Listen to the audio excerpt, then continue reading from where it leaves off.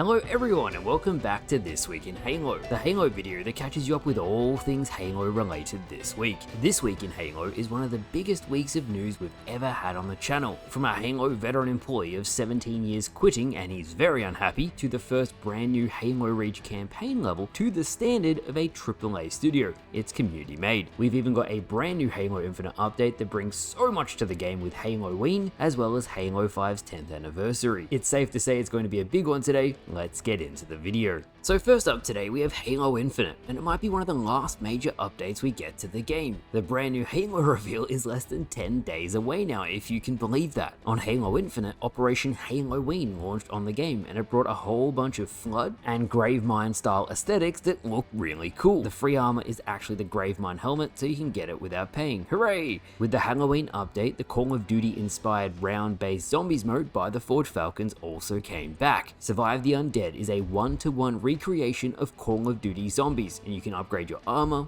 weapons, abilities. It even has a damn pack-a-punch machine. Survive the Undead took thousands of hours to create, so definitely check it out if you haven't. What's notable about this update is that it actually mentions Halo 5's 10th anniversary. This update is strange because it has small things that are attached that will go live later in October, after the Unreal Halo reveal. What I'm wondering is, why isn't the 10th anniversary of Halo 5 its own operation? Why is the Halo 5 anniversary stuff thrown in with the Halloween update? Is this the last operation, or will Halo Infinite continue to be supported? That is what was going through my brain anyway, but in terms of Halo 5's 10th anniversary, the fan favorite game mode Extermination returns. The official description reads, Extermination is a 4v4 Slayer variant where your team must wipe out the enemy team before their fallen comrades return into action. Once you drop a foe, you'll have 15 seconds to defeat the entire enemy team, or they will respawn. The biggest surprise is that for the first time in Halo Infinite's history, and make sure you're sitting down for this,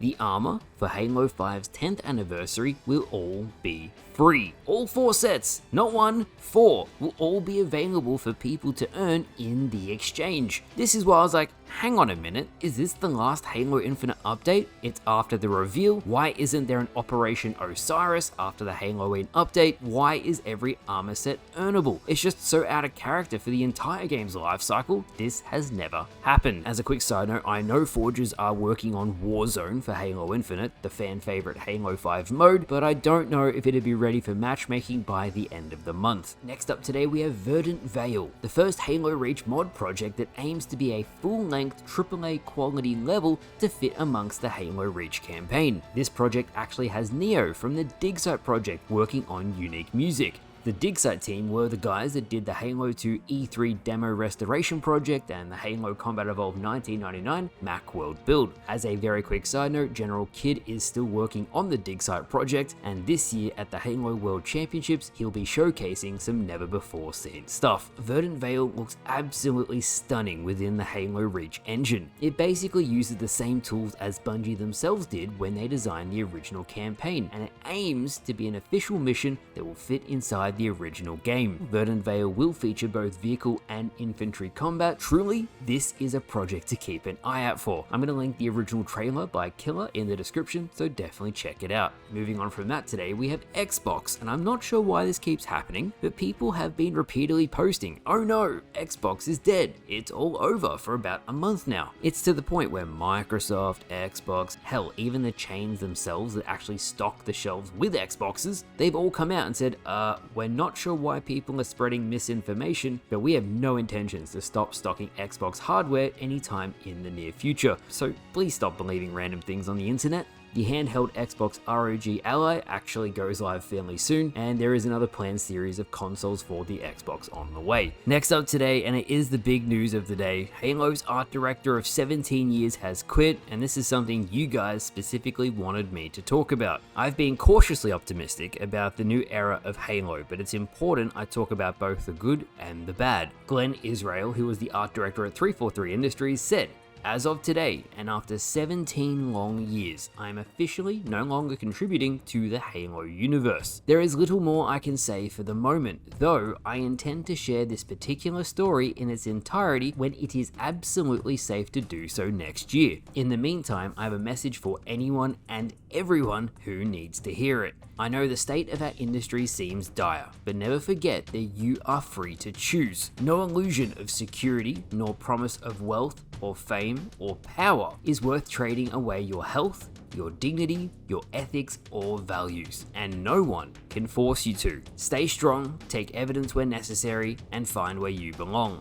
As always, I'll be here if you need to talk. Now, the reason why this is so impactful and has had people talking is because how much of an industry and franchise veteran Glenn is. His words are powerful, and it's perfectly clear how fed up and angry he is. We'll get the full details when he inevitably shares the story next year, but when he talks about values, morals, and integrity, many people have been taking guesses at what he could possibly mean. Mr. Rebs said there may still be leadership issues in some way, shape, or form. The last we heard about leadership issues was the whole Digsite situation at the start of this year. They did complete the E3 2003 demo. It was received incredibly well, and then Microsoft came back and said they wanted the team to do more. The kicker was they wanted the team to do more, but they wouldn't provide resources or updates to the official tools to make the Digsite team's lives easier. Due to receiving no support and then basically working for free to the point of not being able to pay rent, a majority of the Digsite team quit. That's where the issues of Microsoft leadership may come into play here. The reason why I give context to this is that Microsoft has heavily been pushing the use of AI in the last 2 to 3 years. Their major investment for the next decade will be the advancement of AI and the integration of AI into pre-existing systems. What people have speculated, and again, this is speculation, is that the use of AI is the primary reason as to why this veteran of the franchise has left and quit. What I have to say about AI is that AI imitates, it doesn't create. If you're using AI to automate monotonous tasks, then that's great. But if you're using it to make developers redundant, then I think you're playing with fire. I've warned Microsoft about relying too heavily on AI. They already have their shitty temporary contractor policy, which sunk Halo Infinite. It is still there, by the way. They're just on Unreal now. There's this trend I've observed from all corporations, not just Microsoft, where they could use these tools to make it better for the people working there, but instead they use it to cut costs. And to the surprise of nobody, the overall quality of the product they're creating, it goes down because of it. My main example of cutting costs, again, it's Halo Infinite. That temporary contractor policy, when combined with the Slipspace engine, created a tech nightmare. You'd have these new developers coming in with little to no documentation who have no idea what they're looking at. They'd see the other person's code and would literally say, "What the f?"